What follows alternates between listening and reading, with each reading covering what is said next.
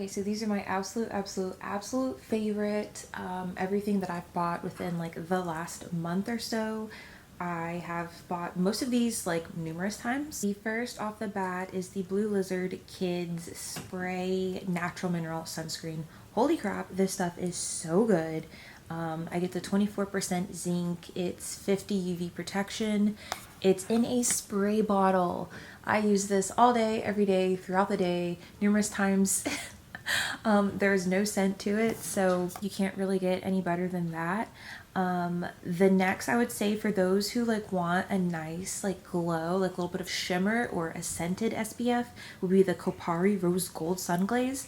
Now this is not a mineral sunscreen, so it does not have as much protection as like a zinc sunscreen does, but how it makes your skin looks is just so beautiful, so glowing, goddess-like, and the smell is heavenly. So would I use it by itself? No. It's not enough protection, but pair it with a really good sunscreen. Pair it with like maybe one of your Japanese or Korean sunscreens or one of your mineral, zinc, Blue Lizard stuff. Put it on top of that. Holy crap. You're just... Thank me later. Thank me later. Also, the Think Baby, that is still a great brand. High zinc. It comes in creams. They do have a spray as well, but the zinc is so small in it. It's like 11%. I'm like, why bother? But with some of the ones that like give you maybe a white cast, I would put this Kopari on top of it. So not only are you getting a little bit more protection, but your skin is going to smell so good and look amazing. So the Kopari is kind of pricey, but I promise you it'll last you like about 6 months, if not longer. It's a must-have. Must have. The next on this list is my Amlactin. I did get the, I want to say I got the 12% this time. Yeah, I got the 12%, and the scent is still there. So if you're going to be using this as a base for one of your skin lightening DIY lotions, then just make sure that you put on, well, either add maybe an essential oil to it to help, or just put on a scented lotion on top of it, because the ammonia smell is still there. And I heard that they reformulated, and it wasn't enough, guys. I'm sorry, it wasn't enough. So we've got that going on, but I just love the way it makes my skin feel. Yes, it smells like crap. Yes, I will only use it at night. I'm sorry, I'm not using it during the day. But the way it makes my skin feel and look, if you have cherry skin, if you have rough or just dry, flaky skin, like, this stuff is amazing. Mine is, again, like I said, to use as a base for my lightening powders and serums. I have one of the first formulations. It's posted on Patreon now, but if you want to get around that ammonia like smell, I was given this as a recommendation. It's called Glyone, and it's a glycolic acid lotion. It's 17%. I have this one in my cart as well, so I'm going to buy this and make basically the same formulation that I have with the 12% lactic acid, just make it with the glycolic acid, and I'm just assuming it smells better. I didn't see any ammonia in the ingredients, but apparently it works really well. And yeah, Glyone. The only problem is like Glyone, it's I want to say it's around $40, 35 or 40. So I don't know. I'm excited. I'm still buying it. So just gonna try it, see how it is. Ooh, next on the list is Licorice Root Serum. If you guys have noticed, a lot of these skin lightening, even like the face serums and lotions, like all of them, like for fading dark marks, for fading just uneven skin tone, they usually have licorice root in them. So I like just having just a whole little bottle of just the licorice root, so I can basically control how much is going in to my lotions and stuff like that. It's good stuff. I will say I would only apply it maybe at night if you're going to put a lot of it on, because it does have some color to it. So you're going to have, it's like a brownish, yellowish color. So apply it at night, have some old sheets on your bed or something. But I mean, it's too good to pass up. Licorice root, I feel like everyone should be using it.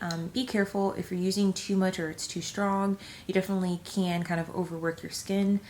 It's just really effective, and I feel like I see the most noticeable change after around like the 5 to 6 week mark of using it. Next on this list are the David protein bars. Oh my gosh. If you guys are looking into hitting your protein goal daily, or if you guys are trying to lose weight, I could see how people could use these to hit their protein goal to like build a booty, but I could also see how people could use these as like a something to help you feel fuller longer but taste like you're eating a dessert, so then you actually lose weight. These David protein bars have me in a freaking chokehold. Sadly, they are kind of pricey. It's about $39 to $40. Sorry guys, I got cut off. I'm actually eating a David protein bar right now. These things are so freaking good. So freaking good. Oh, I think I was talking about how much they are. So they are kind of pricey. I think you get 12 in a carton. They are so good. So the crazy thing about it is it's only 150 calories and it's 28 grams of protein. That's the highest protein versus lowest calorie bar that's on the market in the US right now that actually taste decent. These taste amazing. So the ones that I recommend buying is well, first get the variety pack first just to see if you like it. It's only $25. It lets you try some of the flavors. That's what I did. So after that, my favorites were the cookie dough one, the peanut butter chocolate chunk one, blueberry pie is amazing, and then their cinnamon roll one is pretty good. But for that one, I recommend like putting it in the microwave for maybe 7 to 8 seconds and warming it up. It tastes best like that versus just cold. But these things are just so good. The ones that I didn't really care for were, they have a chocolate one, maybe it's a brownie or a chocolate one, I don't know. That one didn't do it for me. There's a salted peanut butter one. That one is also good. I just prefer the one that has the chocolate chunk in it. There's a birthday cake one. I think the birthday cake one, it's not as bad as the chocolate one, but it was just okay to me. Maybe that one I should have like warmed up or something. But these are so good. I've bought them 4 times this month already. It's pretty serious. On their website, they're also dropping a red velvet flavor, so that's coming. I haven't tried it yet, but just throwing it out there. Next is my UV protection umbrella. Holy crap, this thing was the best $30 I ever spent. If you are going to be doing any type of outdoor activity and you live in a hot place, please get you an umbrella. Thankfully, I live somewhere where it's like so hot that I see people using umbrellas as shade just walking down the sidewalk. So while it is kind of weird, it's not that weird. Like, it's just do what you have to do. They do work amazing. Not only does it give you shade to keep you cooler, but it does block the UV rays. I can't say enough good things about it. I got like a silvery looking one, which before I had this, when I would like go to places during the day, like if it's gonna be like an amusement park or whatever, I would bring like a black umbrella. So this one, at least you're not walking around with like a big black umbrella. But for $30, it's just amazing. It works and it'll keep you from darkening. Next on the list, I have the Panoxal. They have a zinc face sunscreen. I actually just picked this up and I like it better than the La Roche-Posay one. So there's that. So basically it's an oil control moisturizer. So when you're looking for it, you can find it like in stores or also on Amazon, but it'll say oil control moisturizer and it has with mineral sunscreen. So it isn't necessarily touted first as a sunscreen, but it has sunscreen in it, 17%, which is really good. It does keep your makeup on in place longer. If you're an oily girl, it does control the oil. I want to say I spent $10 for this versus the $40 I spent on the La Roche-Posay, so I won't be buying the other one again. It's just really good. And then I also got the Panoxal overnight spot patches to help manage blemishes. I can't really say the word. It's a hydrocolloid patch. Basically, it speeds up the healing. If you have any breakouts or anything, you basically put the patch on overnight. So I still put like my pimple cream on underneath it and then just put the patch on and then leave it on for at least 8 to 10 hours and then take it off. It does help. It was only $10. It's great. They have another one that I think would be better for those of you who are worried about like dark marks, because it is medicated with lightening serum. I haven't tried it yet, but I'm just basically listing the one that I already bought and that I've been using and that I'd buy again. Next on this list is Ultima. This is an electrolyte brand. These, it's so funny because the first time I bought these, I want to say it was like 3 or 4 months ago, and I was not impressed. I think I used 1 or 2 and it just sat in like an old bag in my room for months. I didn't like it. I thought it made me bloated, which that wasn't true. I was bloated just because I was overeating and I was overweight. It wasn't because of the electrolytes. But also it's like, okay, so it's Ultima Crave Killer because they have multiple. So at Whole Foods, at Sprouts, mostly like healthy type stores, you can go and you can try the different little packets. They're usually like 25 cents, and then you can try it before you buy like a whole pack of them. So I got specifically the one that helps with cravings and yeah, just like wanting sweets and stuff. And I guess the first time I didn't feel like it works, but now that's been months later, I've been using them religiously every day. I cannot live without them. I'm now on my third bag. It just sucks. There's only 14 in there, so the price versus how much you're getting, but it has something called chromium.